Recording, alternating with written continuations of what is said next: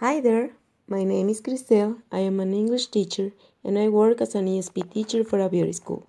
This video is about activities using technology for my students.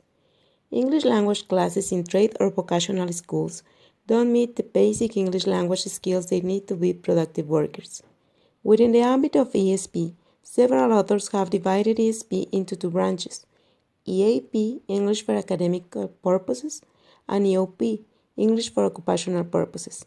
This has to do with adult learning and English for work. In Mexico, SEP sets the standards for beauty schools. English is a mandatory requirement in second grade. This institution offers an ESP course, English classes 2 months long, 2 hours per week. There are 6 young ladies coursing second grade in this school. They are different ages but similar English language background, A1 false beginners. According to Hutchinson and Waters, needs analysis in any ESP course is essential.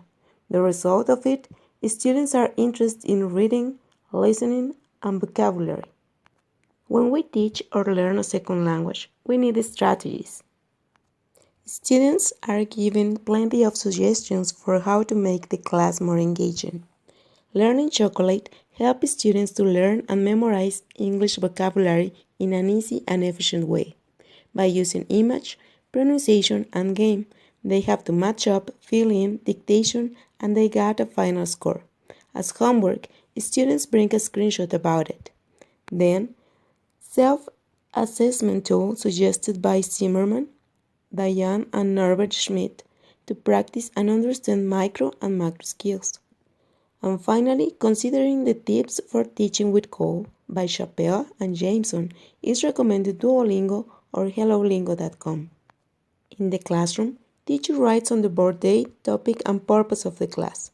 Gives copies of the reading for his students. Teacher reviews briefly the topics seen in the previous class while checking homework. Next, teacher explains the structure of good like, pronunciation, vocabulary, and some examples of cultural differences in a PowerPoint presentation. Let's start with reading and writing.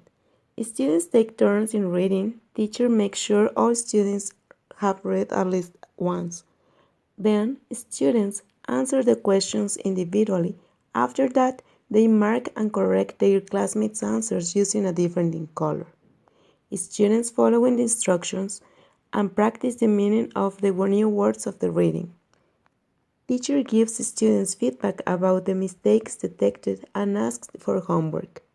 Students following Brown's principles for writing.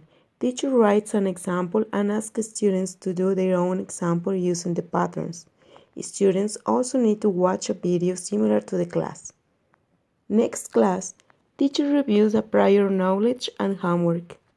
Keeping in mind the sequence suggested by Richards about the bottom-up and top-down process, teacher presents listening activity through a listening while listening a post-listening process. Students listen for information, comprehend and analyze the script. At the end of the class, in pairs, students create and perform a similar dialogue. For assessing writing, teacher uses the rubric proposed by Jacobs, and for assessing speaking, the rubric from Kuhlman. Besides, learners may use information from any relevant source.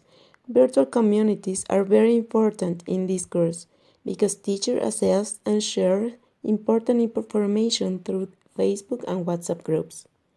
In conclusion, these activities try to meet the students' and teacher expectations. Thanks for watching.